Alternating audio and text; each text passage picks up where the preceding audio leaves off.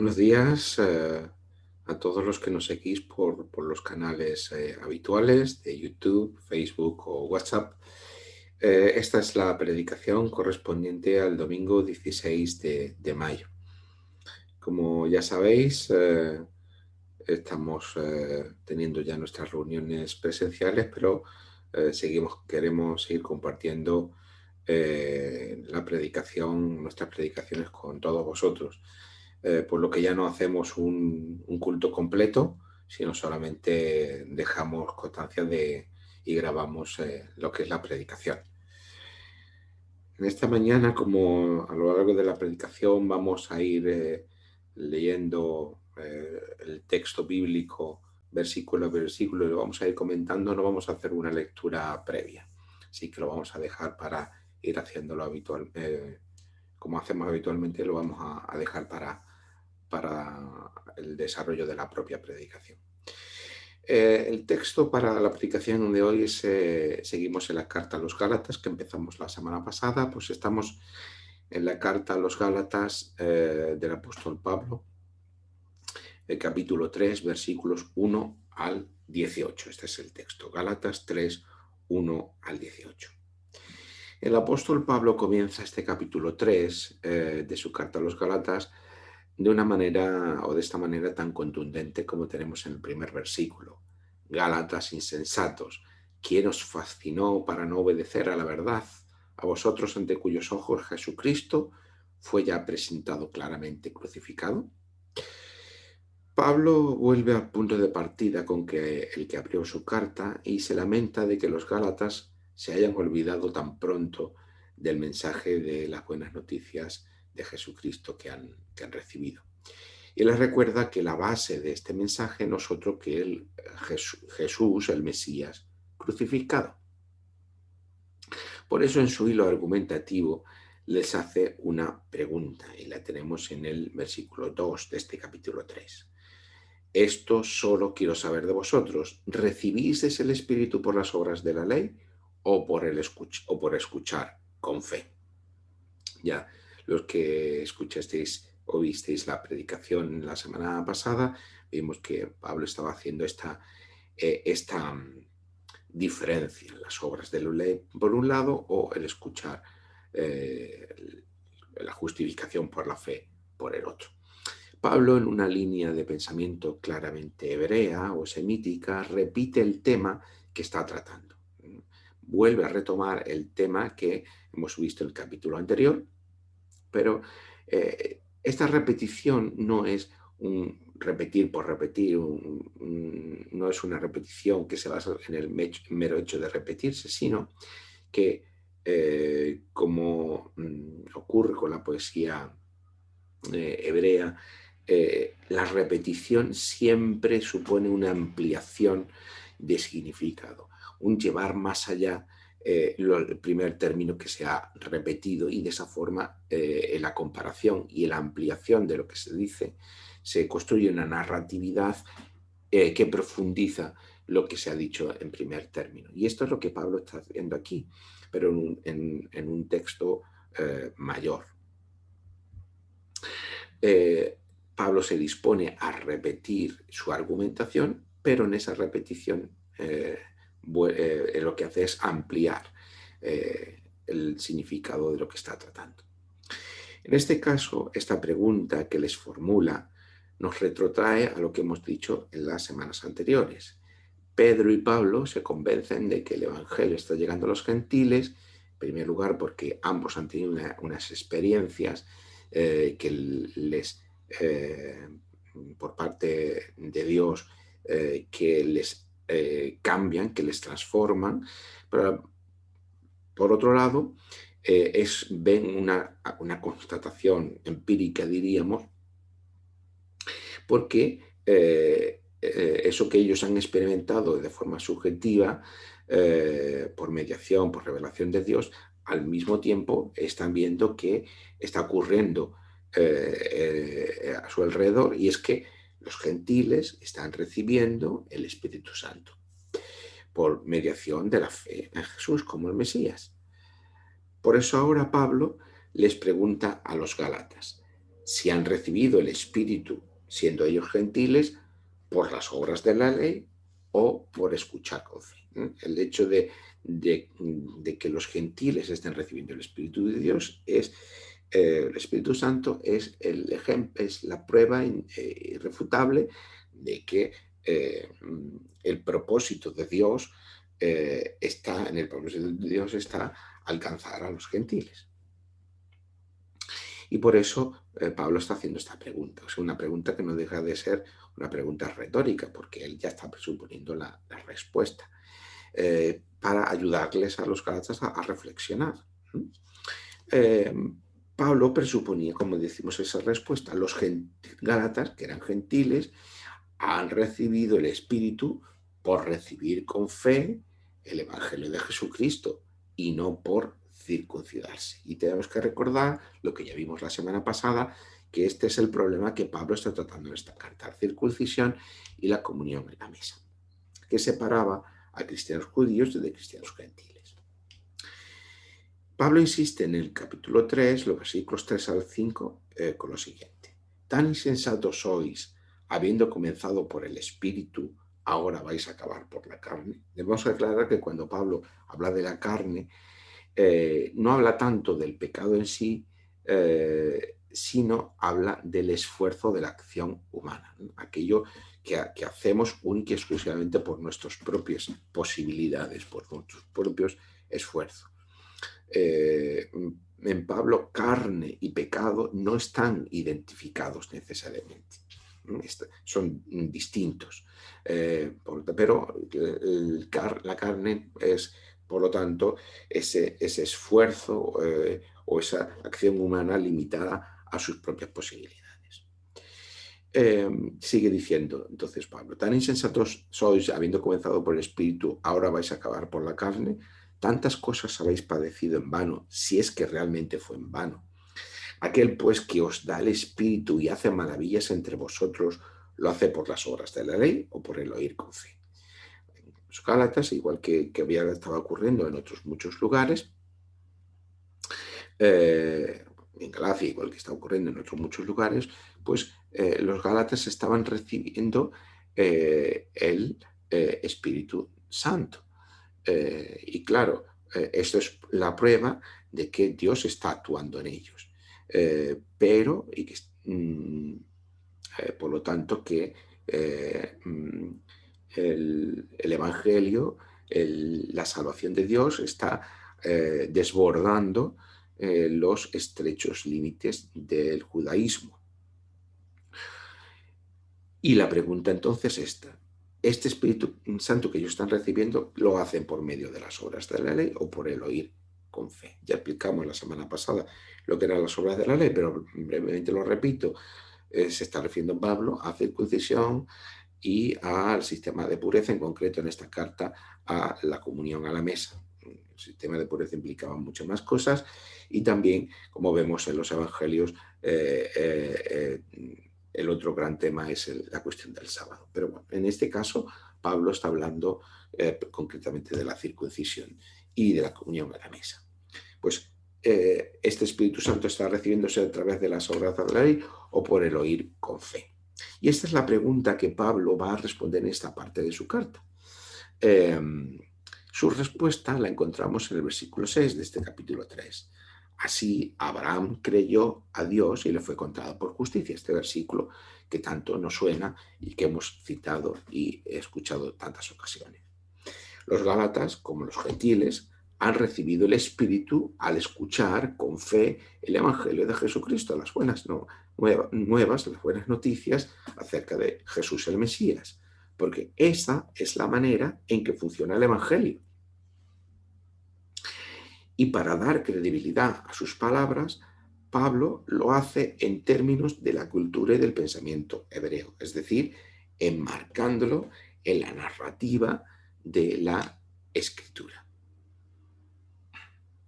Y aquí hay algo interesante a tener en cuenta. Cuando Pablo está aquí trayendo el ejemplo o citando a Abraham, no está dando solo un ejemplo, no está diciendo, bueno, Abraham es un caso paradigmático, aquí tenéis una ilustración, aquí tenéis un ejemplo, No es esto lo que Pablo está haciendo. Y si lo entendemos de esta manera, como un mero ejemplo, como una mera ilustración, nos estaremos equivocando. Pablo tiene en mente Génesis 15, el capítulo 15 del libro de Génesis. En ese capítulo se nos está narrando la promesa de Dios, la promesa que Dios hace a Abraham, de que le va a dar un hijo. A partir de ese hijo va a surgir toda una familia, que será la familia de Abraham y que se convertirá en un pueblo.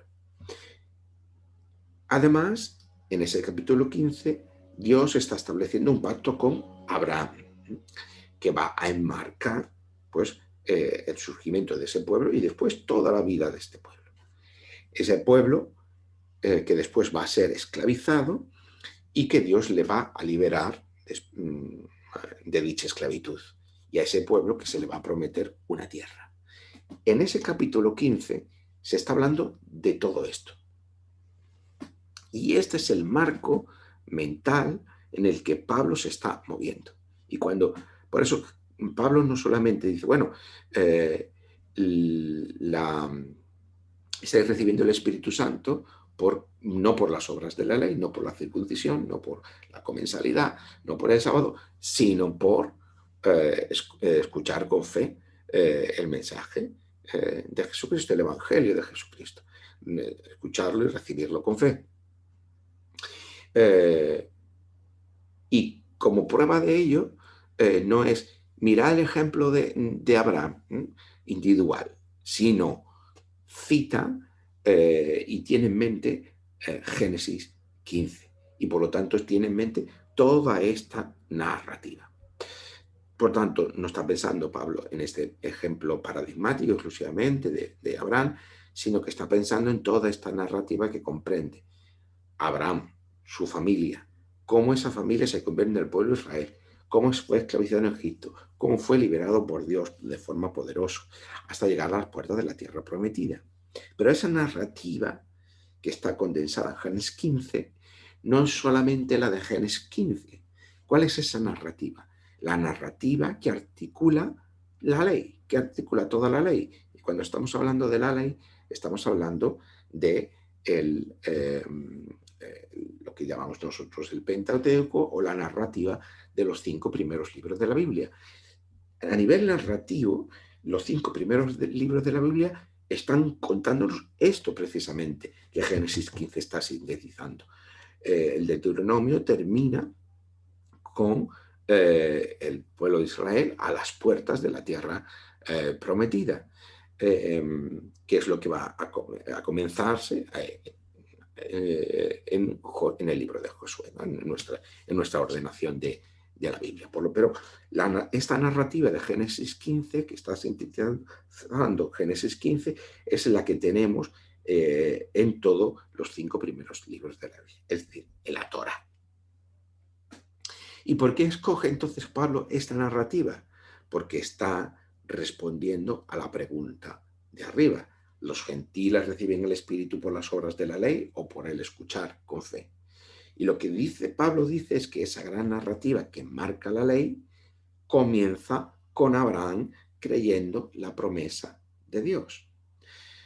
¿Por qué digo que no solamente está citando Pablo a Abraham como ejemplo paradigmático, sino que se está refiriendo a toda la narrativa que subyace a la Torá y que es la que está sintetizada en Génesis 15, porque a lo largo de este pasaje, como vamos a ver y seguiremos viendo la semana que viene, está citando los elementos que encontramos en Génesis 15. Está refiriéndose al pacto, está refiriéndose a cómo el pueblo fue esclavo 430 años después recibe la ley, su esclavitud en Egipto, etc. Todo esto es lo que está citando Pablo. No está diciendo, mirad el ejemplo de ahora. No, está citando todas estas cuestiones. ¿Por qué? Porque tiene en mente Génesis 15. Y Génesis 15 es esa síntesis de todo lo que encontramos en los 5 primeros libros de la Biblia. Por lo tanto, lo que Pablo dice es que esa gran narrativa que marca la ley comienza con Abraham creyendo la promesa de Dios mediante la fe que confía. El pueblo de Dios se basa sobre la promesa de Dios recibida por la fe que confía por parte de Abraham. Es decir, lo que le está diciendo a los Gálatas es que ellos han recibido el Espíritu Santo eh, por recibir con fe a Jesús como Mesías y no por las obras de la ley, por circuncisión eh, o comensalidad, que eran la circuncisión, el signo de pertenencia al pueblo, como ya hemos estado explicando las semanas anteriores. No es esto, es por la fe, y dice, igual que ocurrió con el principio antes de que el pueblo de Israel fuera ni tan siquiera pueblo. Es decir, con aquella promesa que genera, que produce, que es causa, que es origen del propio pueblo de Israel. Es la promesa que Dios hace a Abraham. Y la promesa que Dios hace a Abraham lo hace en base a el pacto que Dios establece con Abraham y que Abraham recibe con fe. Y le fue contado por justicia, es decir, es declarado justo por su fidelidad ¿eh? a ese pacto recibido con fe. Y seguirá argumentando, lo vamos a ver más adelante, Pablo. ¿Por qué? Porque la ley vino después, mucho después. Es decir, la ley no es lo que constituye a Israel como pueblo. Lo que constituye a Israel como pueblo es la promesa hecha por Dios a Abraham. Lo que hemos dicho en otras ocasiones, que la base, digamos, de la acción de Dios en el Antiguo Testamento no es la exclusividad de la ley, como muchas veces se dice, y después el Nuevo Testamento es la gracia, sino que el comienzo de la promesa de Dios a Abraham, que es la que va a constituir a Israel como pueblo, está basado en la promesa y por lo tanto en la gracia. La gracia y la misericordia de Dios es lo que constituye a Israel como pueblo. Y eso es lo que está argumentando Pablo. Y lo hace en términos, pues, diríamos judíos, en términos de la narrativa de la ley. Por lo tanto, el pueblo de Dios se basa sobre la promesa de Dios recibida por la fe que confía por parte de Abraham. De esta manera, dice Pablo en el versículo 7 de este capítulo 3, sabed, por tanto, que los que tienen fe, estos son hijos de Abraham. Es decir, si efectivamente el pueblo de Israel, antes de ser pueblo, está constituido por la promesa, la gracia de Dios, por la promesa y recibida por Abraham con fe, y Abraham es declarado justo sobre la base de ese pacto y su respuesta de fe. Igualmente, de la misma manera, todos aquellos que tienen fe, aquí no lo dice Pablo expresamente, pero lo va a decir en otro momento, en Cristo, en Jesús como Mesías, son hijos de Abraham. Es decir, pertenecen a la familia de Abraham. Es decir, pertenecen al pueblo de Dios. Y por lo tanto, no es la circuncisión la que da cabida al pueblo, da entrada al pueblo. No es la circuncisión la que habilita para pertenecer al pueblo de Dios, sino la fe. Sino la fe. Y ahora, después vamos a encontrar entonces el nexo entre Abraham y el Mesías. Y es lo que va a tratar ahora a continuación Pablo.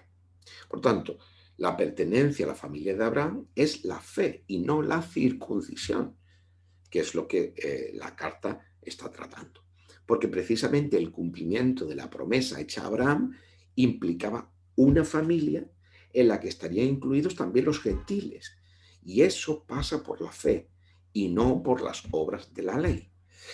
Y esto es lo que Pablo va a intentar ahora mostrar, que esa fe pasa por el Mesías, que está en congruencia con, con la promesa hecha a Abraham, y que el propósito inicial de Dios, el propósito original de Dios, era que a través de su pueblo llegara a alcanzar también a los gentiles, a los no judíos, a los que están más allá de ese pueblo.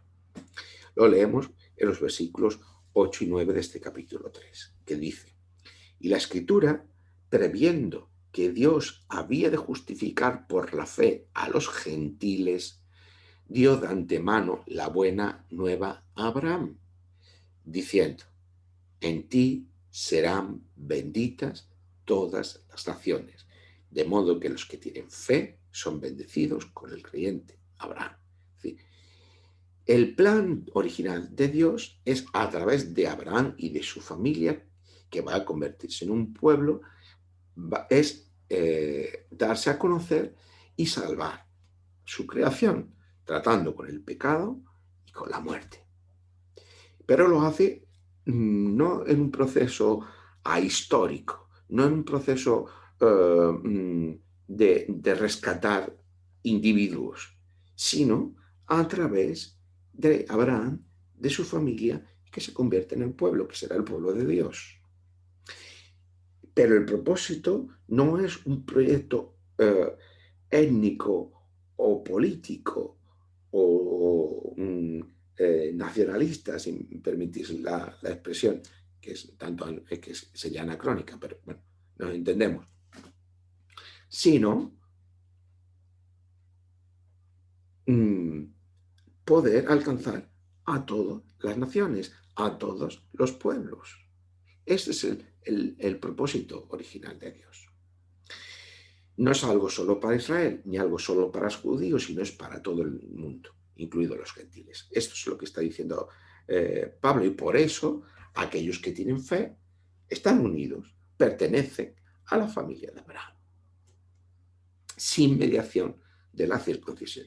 Esto es lo que está diciendo Pablo. Por tanto, pero entonces, ¿por qué las obras de la ley nos justifican? La explicación de Pablo pues se nos hace ahora a partir de un poquito más complicada, porque condensa y presupone muchas cosas juntas que para nosotros ya no son tan evidentes, pero es la manera de argumentar de Pablo. La respuesta básica que Pablo está dando en los versículos que vienen ahora a continuación es que la ley se había convertido en un cierre, en una separación de los gentiles, para poder pertenecer a la familia de Abraham, el pueblo de Dios. Es decir, si el propósito de Dios original era alcanzar a todo el mundo a través de la familia de Abraham, que se convierte en un pueblo, el pueblo de Israel, la ley lo constituye como pueblo. Es decir, la ley, todo pueblo necesita de una construcción de sí mismo en todos los aspectos que rigen y que articulan la ley, un ordenamiento jurídico, ¿vale? Esa ley, que es mucho más, claro, cuando hablo de esto no tenemos que pensar en una ley como nosotros entendemos la ley en una sociedad secularizada, con diferenciación de funciones, sino una ley que es mucho más que solamente ordenamiento jurídico. Pero bueno, era para entenderlo, ¿no? Es decir, que el pueblo necesita de una ley, ¿vale? Para ser pueblo, igual que un pueblo necesita de una tierra. No hay si un pueblo no tiene una forma de ordenarse socialmente, públicamente, ni tiene una tierra, no puede constituirse pueblo. Por lo tanto, el pueblo de Israel, para ser pueblo, necesitaba de una ley, así como necesitaba de una tierra. Por eso, ley y tierra forman parte también de lo que Dios está dando a su pueblo. Pero evidentemente es algo inherente a todo pueblo. Esto es lo que un poco quiero decir, si me explico un poco de claridad. Bueno, es que a veces uno tiene que sintetizar tantas cosas en tan poco tiempo que las explicaciones a veces se hacen demasiado simples o demasiado densas. Bueno, entonces, al final lo que ocurre es que esto tanto la tierra como la ley, pero más claramente en el caso de la ley, porque en cierto modo la tierra que es prometida a Israel después acabará perdiéndose y tras el exilio la identidad del pueblo de Israel está articulado básicamente por la ley, pues la ley se convierte en realidad en un obstáculo para que Israel cumpla el propósito de Dios, que es alcanzar a todos los pueblos. La ley se convierte en un obstáculo, en un cierre, en una separación, en una distinción entre los que son judíos y los que no lo son, los que cumplen la ley a través de las obras de la ley y aquellos que no. Y claro, como se convierte en ese obstáculo, está, digamos, la ley constituyendo un tapón, vamos a decirlo de esta forma un poco brusca, en el propósito de Dios. Por lo tanto, si las obras de la ley, concentrada de manera especial en lo que es la circuncisión, es señal de la pertenencia al pacto y al pueblo de Dios, como nos dice, por ejemplo, Génesis 17:11, y es interesante que, bueno, voy a leerlo, Génesis 17:11 dice, circuncidaréis la carne de vuestro prepucio y será por señal de un pacto entre mí y vosotros. Hoy Génesis 17:14 dice, el incircunciso, aquel a quien no se le haya cortado la carne del prepucio, será eliminado de su pueblo por haber violado mi pacto. Fijaos que en Génesis 17 se vuelve hay una nueva versión del pacto o una reedicción del pacto o una reinterpretación del pacto,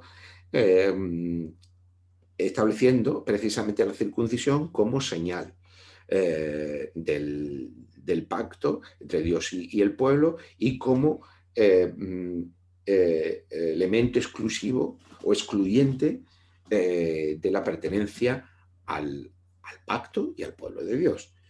Pero es interesante cómo en la Torá, en la narrativa, esta interpretación del pacto, esta versión del pacto, viene a posteriori de Génesis 15, de lo que hemos leído. Es decir, la promesa sigue estando previa. Y aquí esta es en cierto modo la argumentación de Pablo. Él está siguiendo esta narrativa. La ley viene todavía mucho más posterior a esto que estamos leyendo aquí en Génesis 15 y 17. Pero la circuncisión viene después de Génesis 15, de la promesa de Dios. Y en esta misma línea está argumentando Pablo. Las obras de la ley se convierten en un obstáculo para los gentiles porque separan a judíos y gentiles. Y por tanto, el plan de Dios a través de la familia de Abraham es, pues está, digamos, con el riesgo a fracasar, ¿no? Porque está impidiendo que los gentiles formen parte de la familia de Abraham, porque está impidiendo que el pueblo de Israel cumpla la misión que está encomendada por Dios. Porque en cierto modo, que es lo que encontramos en gran parte de la narrativa del Antiguo Testamento, es que el pueblo está siendo una y otra vez infiel al pacto con Dios. Muy bien. Por lo que lo que hace las obras de la ley, por otro lado también, como también argumenta Pablo, es obligar a cumplir toda la ley. Es decir, que si tú te circuncidas, lo que te hace es que te vincula. Esas obras de la ley están vinculando a toda la ley, al cumplir toda la ley. Esto lo dice Pablo en el versículo 10. Todos los que dependen de las obras de la ley están bajo maldición. Pues escrito está, maldito sea el que no permanezca en todas las cosas escritas en el libro de la ley para cumplirlas. Y en el versículo 12 dice, pero la ley no procede de la fe, sino que dice el que haga estas cosas vivirá por ellas. Es decir, lo que está aquí está diciendo Pablo, como la ley dice que el que no permanezca en todas las cosas que están en la ley es maldito, y la circuncisión lo que te hace es ligarte a la ley, entonces están todos aquellos que están unidos a la ley por la circuncisión, por las obras de la ley, entonces están obligados a cumplir toda la ley. Y no, la mediación no viene de la fe, sino que viene de la ley. Esto es lo que está aquí diciendo Pablo. Como digo, su argumentación a veces a nosotros nos resulta un tanto complicada, pero esto es lo que básicamente le está diciendo aquí. Una vez más, lo que hace además para reforzar su argumentación de que la ley, la fe precede a la ley, la promesa y la fe preceden a la ley, que es lo que aquí está hablando Pablo, cita, pues, además un conocido también versículo, en este caso del profeta Habacuc, que es el versículo 11, dice que por la ley nadie se justifica ante Dios, es evidente, porque, dice Pablo, cita Pablo a Habacuc, el justo por la fe vivirá. El que es declarado justo por la fe que confía o por la fidelidad al pacto con Dios, ambas cosas están unidas en el pensamiento del Antiguo Testamento, vivirá bajo la promesa de Dios. Pero entonces, si la ley se ha convertido en un obstáculo para que Dios cumpla su plan para el mundo, entonces, ¿qué pasa con la ley? ¿Cómo se soluciona esto? Como si la ley al final se está convirtiendo en ese obstáculo, se está convirtiendo en un problema, cuando en realidad la ley no estaba dada para eso. La ley estaba dada, bueno, para constituir a Israel como pueblo, para que pudiera tener un conjunto de patrones de comportamiento, de pensamiento, que le articulara su realidad, su identidad como pueblo, y su vida como pueblo.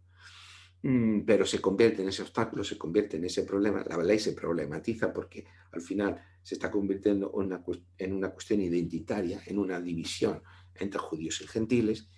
La argumentación de Pablo va en la vía de que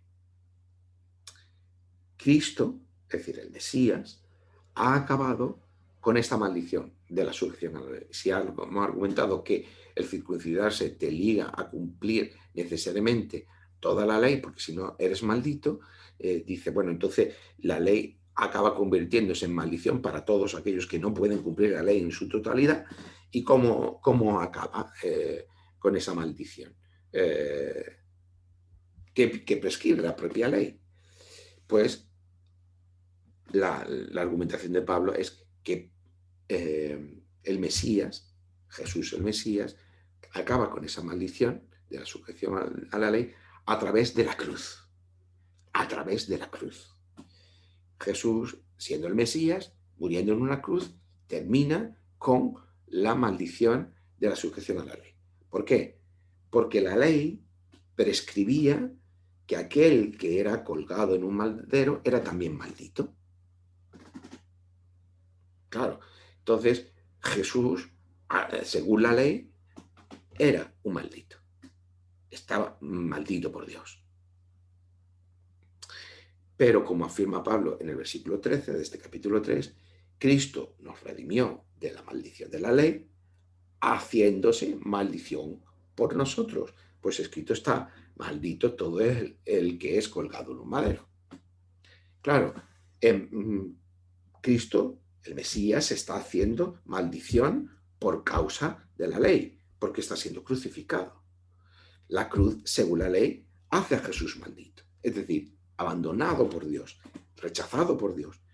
Pero ocurrió algo que cambia esto, que fue la resurrección.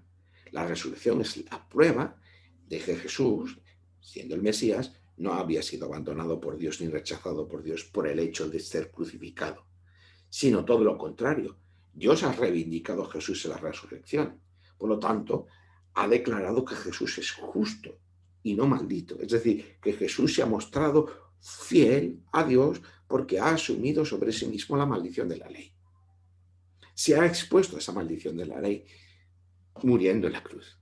Y por lo tanto, Dios que resucita a Jesús está reivindicándolo y por lo tanto está mostrando su condición de justo, que es lo que encontramos en el Evangelio, ¿no? Cuando a los pies de la cruz, en la boca del centurión romano, dice, este hombre era justo. Está pronunciándose esa palabra que lo declara como justo a Jesús.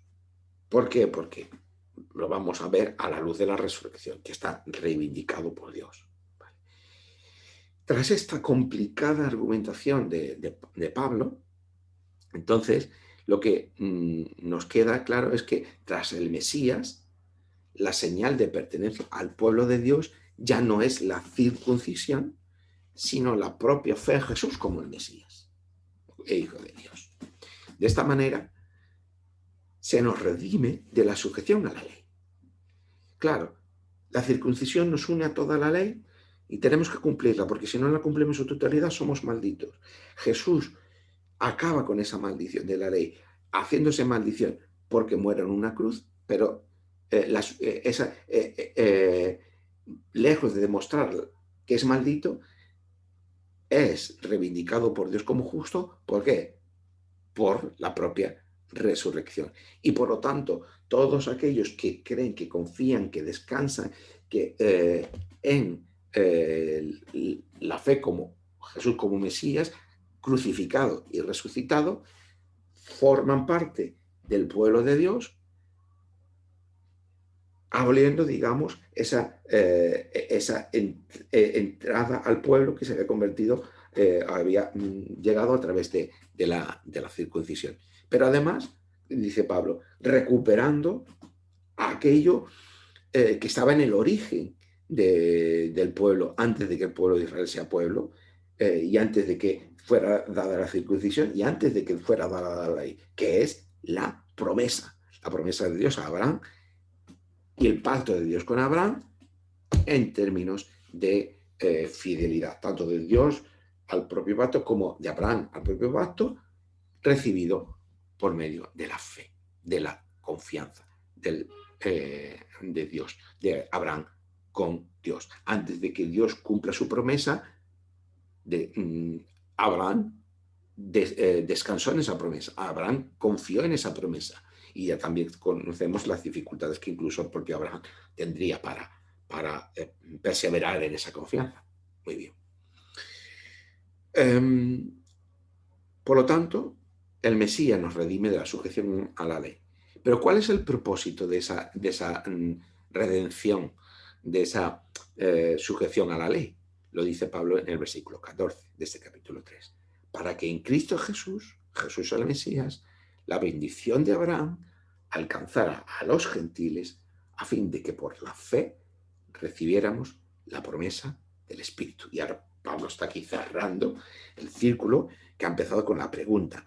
¿Vosotros habéis recibido el Espíritu Santo por las obras de la ley, por la circuncisión, o por escuchar con fe? El propósito con el que Cristo está, Jesús el Mesías está acabando con la maldición de la ley, ¿cuál es?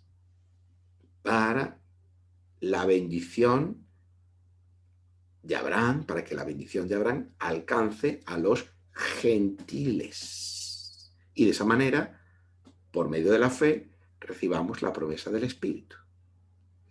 Para que, en definitiva, se cumpliera el propósito original de Dios, de que pudiera alcanzarse a los gentiles por medio de la fe. Es decir, esa ley que se ha convertido en un problema porque está separado a judíos y gentiles, Jesús está rompiendo la lógica de esa sujeción a la ley porque está invalidando la necesidad de la circuncisión para la pertenencia al pueblo, porque está recuperando la condición inicial, que era la fe. Esta es la manera en que Pablo está argumentando. Y si no entendemos esto, no estaremos entendiendo la argumentación de Pablo, de por qué Pablo está diciendo lo que está diciendo, independientemente que sea una explicación a veces un poco intrincada. ¿Por qué? Porque está presuponiendo, y esto es muy importante, lo que ya hemos dicho al principio, toda la narrativa, toda la narración que subyace a la Torá. La muerte de Cristo en la cruz hace que las obras de la ley queden superadas, para que el plan de Dios para llegar a los gentiles pueda cumplirse, y lo haga exclusivamente a través de la fe en Jesús como Mesías, de manera que los gentiles también reciban el Espíritu de Dios. Ahora Pablo va a rematar con dos ideas básicas. Una es que la promesa de la familia a Abraham tiene que ver con Cristo, que ya lo hemos apuntado anteriormente y ahora lo va a hacer explícito. Y dos, porque hasta ahora, fijaos que Pablo está diciendo por medio de la fe, por medio de la fe, por medio de la fe, pero la fe, y ahora en el versículo 14 lo ha apuntado para que en Cristo Jesús, ¿vale? Por lo tanto, va a ser la fe en Cristo Jesús, que fue lo que ya vimos la semana pasada, pero va a establecer esta relación entre Abraham y Cristo. Y la segunda idea es que la promesa que sustenta el pacto de Dios con Abraham fue antes que la ley, que es lo que ya yo he mencionado, que me ha adelantado, pero bueno, que ahora Pablo va a tratar. Y que demuestra que Pablo no solamente está citando a Abraham como ejemplo, sino que está pensando en todo Génesis 15. ¿Cómo es que la familia de Abraham tiene que ver con Cristo? Pues lo tenemos en el versículo 16 de este capítulo 3. Ahora bien, a Abraham fueron hechas las promesas y a su descendencia. No dice y a los descendientes, como si hablara de muchos, sino como de uno, y a tu descendencia. ¿Y cuál es la descendencia de Abraham? Pues Pablo concluye, la cual es el Mesías, es Cristo. Esta es la argumentación de Pablo. Lo que se promete a Abraham es una familia única, no varias familias. No son dos pueblos, judíos y gentiles, lo que se promete a Abraham, ni tampoco muchas familias, sino un solo pueblo, una familia única. La descendencia de Abraham es Cristo, porque a través de Cristo ahora todos forman parte de la familia de Abraham. Obviamente hay una cuestión genética, es decir, el Mesías procede de la familia de Abraham porque el Mesías forma parte del pueblo de Israel que surge de la familia de Abraham, pero al mismo tiempo, a través del Mesías y no ya de la circuncisión, todos pueden pertenecer a la familia de Abraham. Y por lo tanto, por eso Pablo está estableciendo esta unión. Mientras que a través de la ley no todos pueden formar parte de la familia de Abraham, sí que a través del Mesías todos pueden formar parte de la familia de Abraham, porque sin necesidad de pasar por la circuncisión.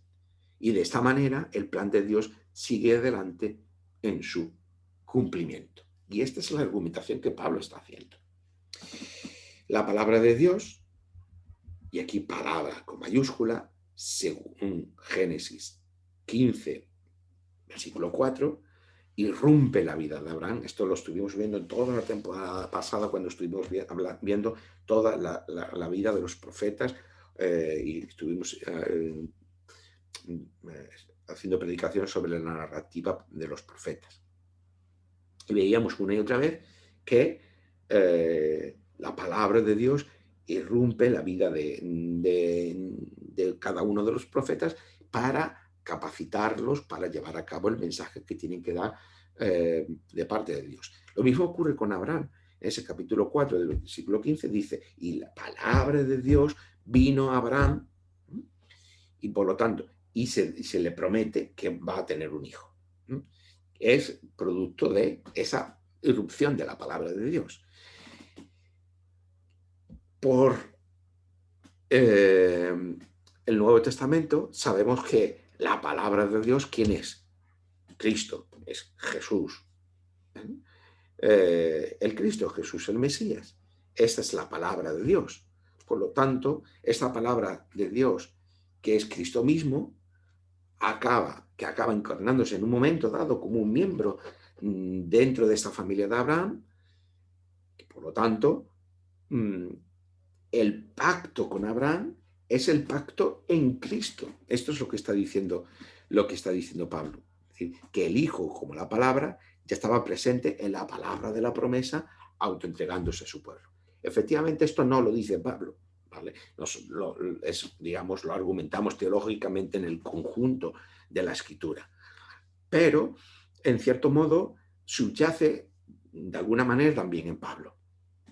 Como digo, no es lo que Pablo argumenta, no es lo que Pablo está diciendo, pero nosotros teológicamente lo podemos sustentar en el conjunto de la Escritura. Pero, en cierto modo, da sentido a que, además, Cristo, como Jesús el Mesías, está en consonancia con Abraham. No solamente por una cuestión genética o étnica, sino porque como la palabra de Dios, igual que estaba ya presente en la creación, la palabra de Dios está presente en la irrupción, en la vida de cada uno de los profetas, en este caso de Abraham mismo, que se está dando a su pueblo. Muy bien.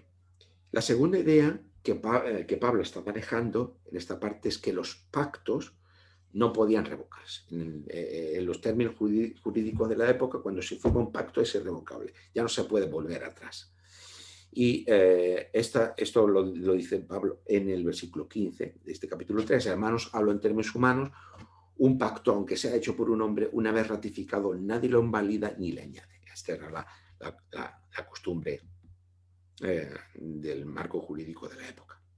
Por tanto, si Dios ha establecido un pacto, si ya los pactos humanos no pueden revocarse, cuanto más si hablamos de Dios. Si Dios ha establecido un pacto, este pacto es irrevocable. Así que si Dios ha ratificado un pacto en Cristo, dicho pacto no puede ser anulado. O sea, estaba diciendo que aquel pacto que Dios concierta con Abraham no es el pacto solo con Abraham, sino es el pacto en Cristo, el pacto en el Mesías, y ese Mesías es Jesús, el Mesías, y por el resto de la Biblia sabemos que Jesús es la palabra, y por lo tanto esa palabra creadora que está allí en el principio, pero esa palabra que se va dando a cada uno de los profetas para encarnar ese mensaje que Dios quiere. Pues bien, ese pacto que está dado en Cristo, en la palabra de Dios, no puede revocarse, es irrevocable. Es lo que dice Pablo también en los versículos 17 y 18. El pacto previamente ratificado por Dios en Cristo no puede ser anulado por la ley. ¿Pero por qué no puede ser anulado por la ley? Bueno, en primer lugar, porque ya un pacto es irrevocable en sí mismo, en términos humanos. Por tanto, tanto más cuanto se aplica a Dios. ¿Pero por qué? Además, dice Pablo, porque la ley había venido 430 años después y eso habría invalidado la promesa, porque si la herencia es por la ley, ya no es por la promesa, pero Dios se la concedió a Abraham mediante la promesa. Es lo que hemos dicho antes, es decir, que antes de que viniera la ley, que va a venir 430 años después de Abraham, de que el pueblo se constituya como tal y después pase, se convierta en un pueblo de esclavos, 430 años después. Entonces, está claro que la ley vino mucho, mucho tiempo después y por lo tanto la prioridad la tiene no la ley, sino la tiene la promesa hecha a Abraham. En definitiva, la tiene la gracia. La gracia de Dios es la que está presente en la promesa. Y por lo tanto, esa recepción de la fe y esa fidelidad tanto de Abraham como de Dios al propio pacto, eso es lo que tiene prioridad. Y eso es lo que está viniendo, eso que está diciendo Pablo. Y por eso la ley no puede anular el pacto, no puede anular la promesa. La promesa es previa a la ley. Esta es la argumentación de Pablo. Si la ley estuviera vigente por siempre, entonces significaría que el pacto sobre la promesa de Dios en Cristo estaría anulado. Claro, eso significa que la ley tiene una vigencia limitada. Esto lo veremos la semana que viene. Tiene una vigencia limitada, con un propósito definido. Pero lo que es antes de la ley es la promesa, es la fe, y lo que va a venir después es, una vez que ya se anule la sujeción a la ley, es precisamente volver a recuperar esto, lo que estaba vigente desde siempre, es decir, la promesa y la fe. Entonces, porque si la ley estuviera vigente y estuviera vigente por siempre, eso invalidaría la promesa de Dios y invalidaría el pacto sobre la base de esa promesa. Entonces, ocurriría que Dios se mostraría infiel a ese pacto y eso demostraría que, por tanto, Dios es injusto. ¿Por qué? Porque no estaría mostrándose infiel a la palabra dada. Sin embargo, lo que estaba vigente cuando llegó la ley era el pacto. Y es lo que sigue vigente tras la muerte de Jesús en la cruz, el pacto de la promesa. Pablo está argumentando de esta forma porque está teniendo en mente, como hemos dicho, toda la narrativa, que está sintetizada en Génesis 15, pero que es la que subyace a toda la Torá. Si queremos entender a Pablo en particular y la Biblia en general, debemos pensar de la manera en que uno y otra lo hacen, que no es la manera habitual en que nosotros pensamos, porque nuestra cultura nos ha llevado a pensar en otros términos. Pero debemos pensar como la Biblia lo hace y como Pablo lo hace. Es decir, debemos pensar en términos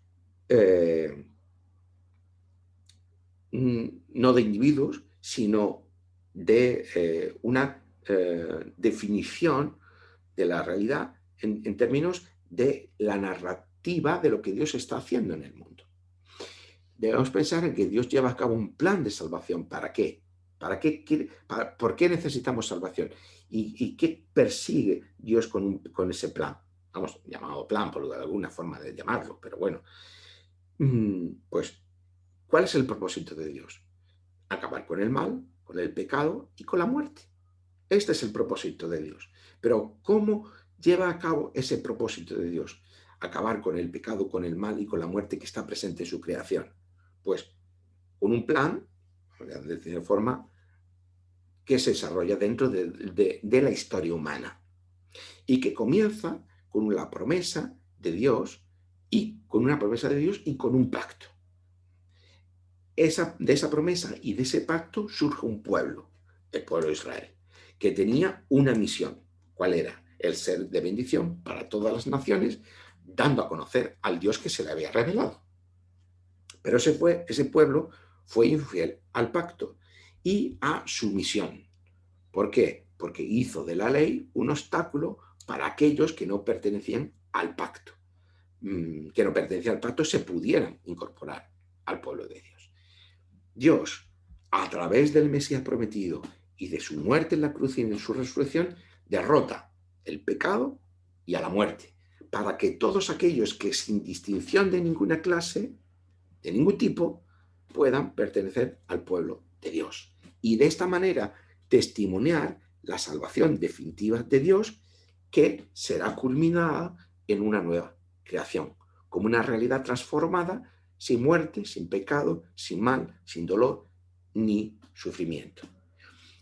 Esto que he querido sintetizar así es el marco interpretativo de Pablo, pero también de toda la Biblia.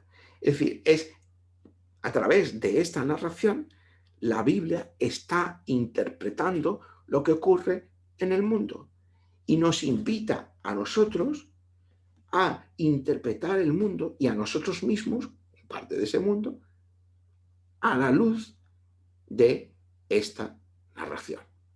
Que no es solamente una narración digamos, mm, invita a pensar sobre ella misma, sino que nos está apuntando a algo externo, que es lo que Dios está haciendo en el mundo y lo que acabará haciendo, lo que acabará culminando, una nueva creación bajo su reinado, una realidad transformada, sin muerte, sin dolor y sin mal, sin pecado.